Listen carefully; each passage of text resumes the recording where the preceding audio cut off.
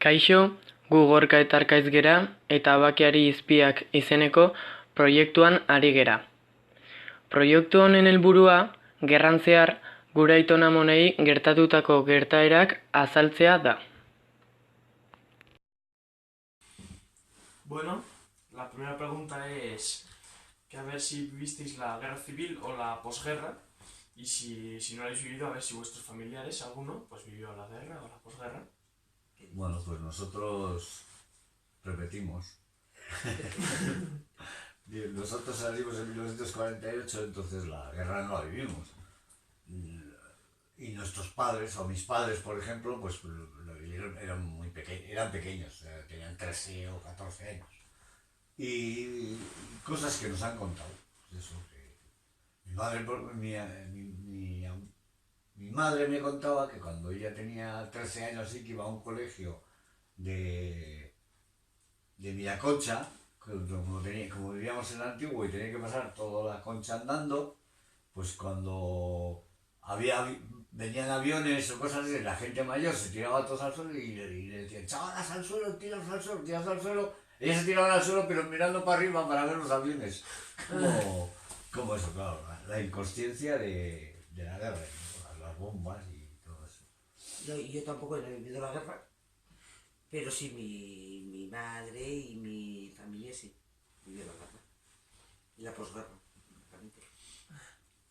Bueno, y si ya que vuestros familiares fueron a la guerra, a ver, ¿sabéis con qué bando fueron? ¿O? Pues en mi caso, la familia por parte de mi mamá, muy bien, estaban en San Sebastián con los republicanos. Mi tía estaba haciendo la mili y le tocó con los republicanos. Y un hermano suyo que vivía en Burgos luchó con los nacionales, lo que quiere decir que se enfrentaron los dos hermanos en distintas... ¿Tú, Aitona? De mi familia pues no estuvo nadie en la guerra. Que yo sepa, no fue nadie a la guerra. Entonces sí, pasaron la guerra en San Sebastián. ¿Y fueron obligados o porque ellos querían? Bueno, en tu caso... En mi caso, mi aita estaba en la mili, en Loyola, y le movilizaron. En el caso del novio de mi ama, ese fue voluntario.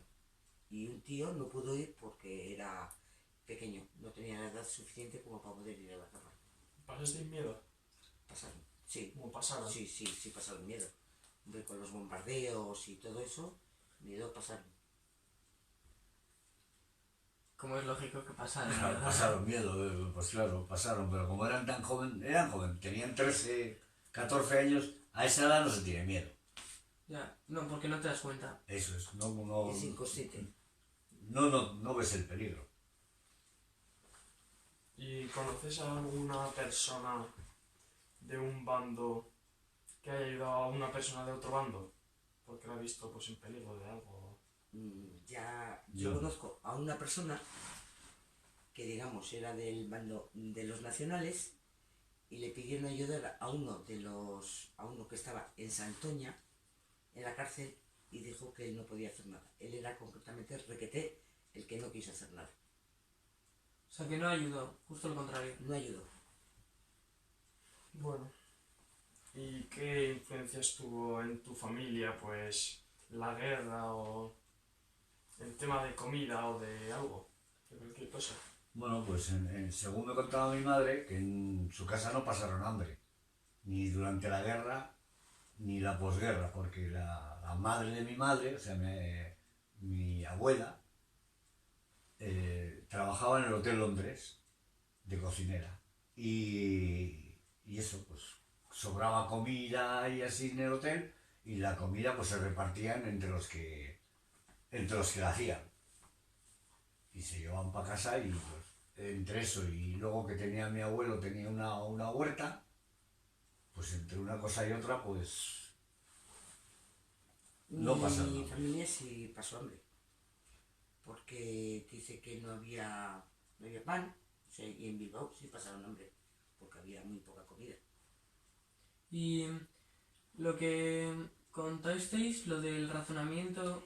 Eso fue en la posguerra. La posguerra. ¿Ya? Bueno, pero contar de la posguerra. Pues en la posguerra, que ya volvieron mi madre y la familia a San Sebastián, había unas cartillas se llamaban, Sí, Cartillas de racionamiento. de racionamiento. que entonces a ti cuando tocaba pues había entrado o lentejas o arroz o lo que sea, o aceite. Entonces ibas con la cartilla, ibas a una tienda, cogías, pues si te correspondía 1 kilo de arroz, cogías el kilo de arroz y te picaban la tarjeta. Luego no podías ir a otra tienda a comprar otro kilo de arroz, ni a comprar otro kilo de lentejas, porque ya te los habían picado y tú habías cogido el pan lo mismo, si te correspondían 2 barras, tú irías a la tienda que irías, te picaban la tarjeta y no podías ir a otra tienda a comprar 2 panes más. O sea que sí, pasaron necesidad. ¿Cuál era vuestra comida habitual en, Pues lo que pues en vuestra época? me imagino que cuando lo que habría, o sea, simplemente lo que habría. Aceite, por ejemplo, cuando no tenían, debía haber unas bolas como de sebo que se deshacían en la sartén y con eso freían. Y las lentejas, según dicen, que venían todas con bichos. Yo siempre lo recuerdo. Que solían decir eso. Sí, sí. Y bueno, no vivisteis la guerra, pero ¿vuestros familiares fueron al cole normal o la guerra influenció en algo de no ir al cole? O... Pues sí, bueno, mi mamá ya era más mayor, no era como al cole, pero tenía hermanos más pequeños y como salieron de San Sebastián y se fueron a Bilbao, en Bilbao no, mientras duró la guerra no estuvieron escolarizados, desde luego. Muy bien. Y en vuestro caso, ¿el cole cómo era? En la posguerra, cuando nosotros Sí. fuimos, pero date cuenta que nosotros ya fuimos al cole, yo en el año 54.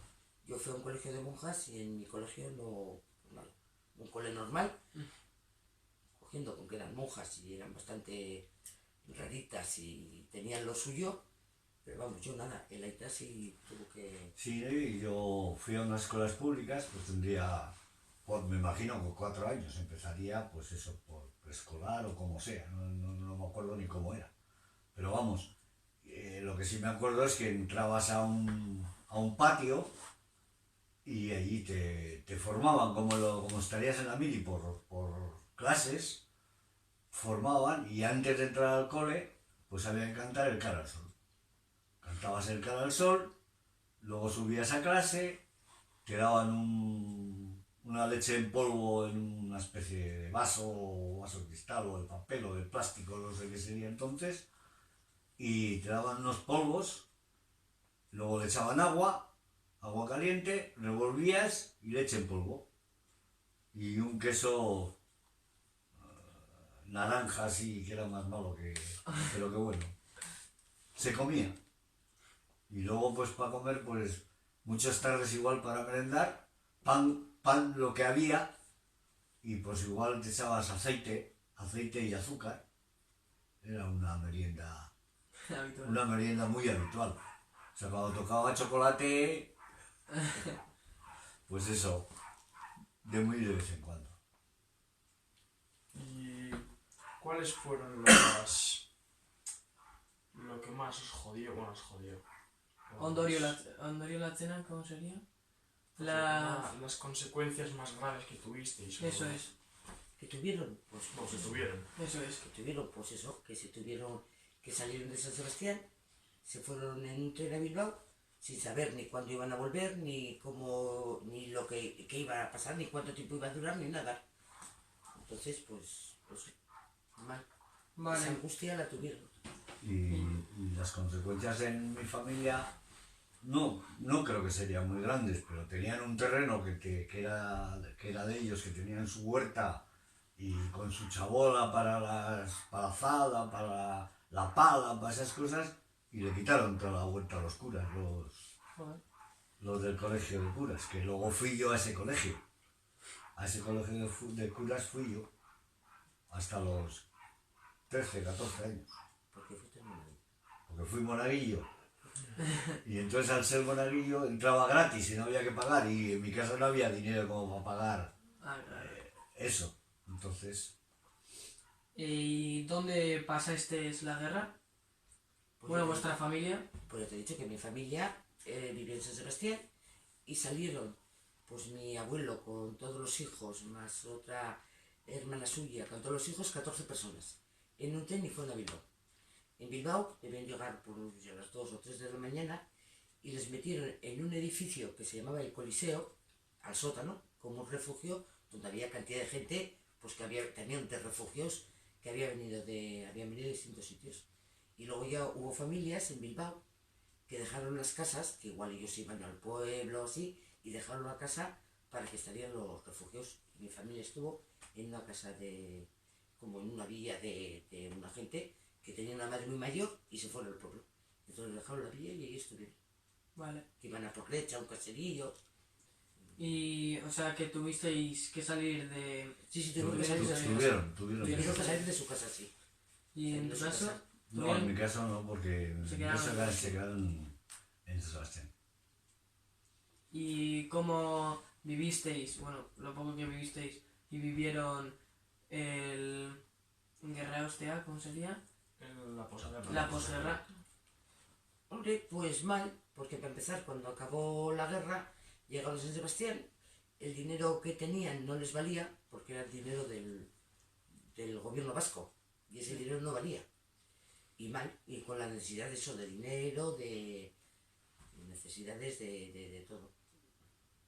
Lo mismo, ¿no? Sí, en mi caso pues lo mismo. Se quedaron en San Sebastián, pero bueno, pues la posguerra me imagino yo que pasarían hambre, pero... Hambre, lo de las naranjas. ¿Eh? Pues que sí, que Sí. se cogía todo lo que se podía. Eso es. Iban al Lagarto, en el antiguo, unos camiones con cocos. Iban los chavales, rajaban por detrás del camión los sacos y cogían cocos. O sea, que necesidad y hambre había. Sí. Está claro. Y a ver si perdisteis a alguien en la guerra. Ya os he dicho, En mi caso no. el novio de mi mamá, que estaba en la guerra luchando, y murió en un bombardeo en Bilbao. Luego, ¿qué momento no olvidaríais? Bueno, de la guerra vosotros no, pero Os han contado que no olvidarían eso ellos. es en la vida, o sea, que se quedó grabado. Bueno, pues los bombardeos, cuando venía...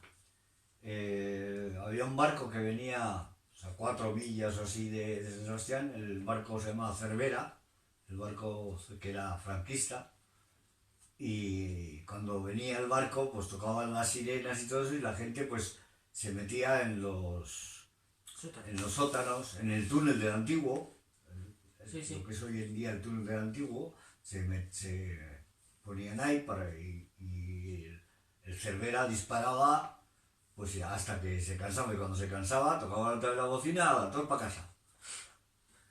Y en mi caso, pues la muerte, me imagino que la muerte de su novio, que ya era un novio formal.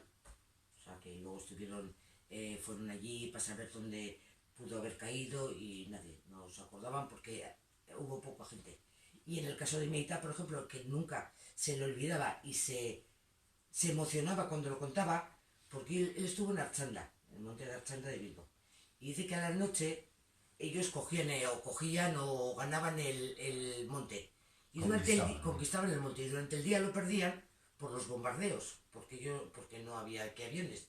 Y de su compañía debieron de morir, pero muchos. Y cada vez que hablaba de ello, se emocionaba, pero que se emocionaba que lloraba. Bueno. Y por último, a ver qué os parece la exhumación de Franco del Valle de los Caídos. Bueno, pues eso, pues que no tiene que ser. No puede haber un dictador con un monumento. Entonces que lo saquen de ahí y que se lo lleven al cementerio que les dé la gana. A un cementerio normal y corriente como otra persona más. Porque encima de todos los que se cargó, porque se cargó a muchísima gente, pues encima tiene un mausoleo. Y que no hay derecho a eso. Es lo mismo, ¿no? Sí, que no hay derecho a eso. Que tiene que desaparecer. Sí, nosotros pensamos lo mismo, ¿eh? Arcaiz y yo pensamos que pues debe estar enterrado pues como cualquier persona y aparte que fue mala, pues que no le hagan encima un monumento y... Pues Y que- además, Pues no, ¿a para que dónde todos lo- los años vayan allí encima a dorarle la píldora, como se suele decir. Pues no, tiene que desaparecer. Y también os parece bien que lo lleven a donde lo tienen A la planeado. Almudena no.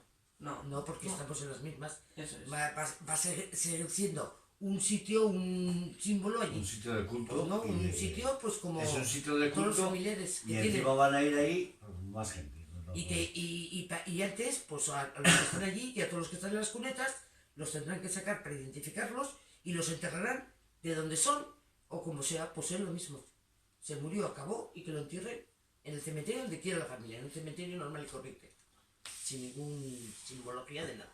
Vale, bueno, pues eskerrik asko eta espero dugu zuen gustokoa izana.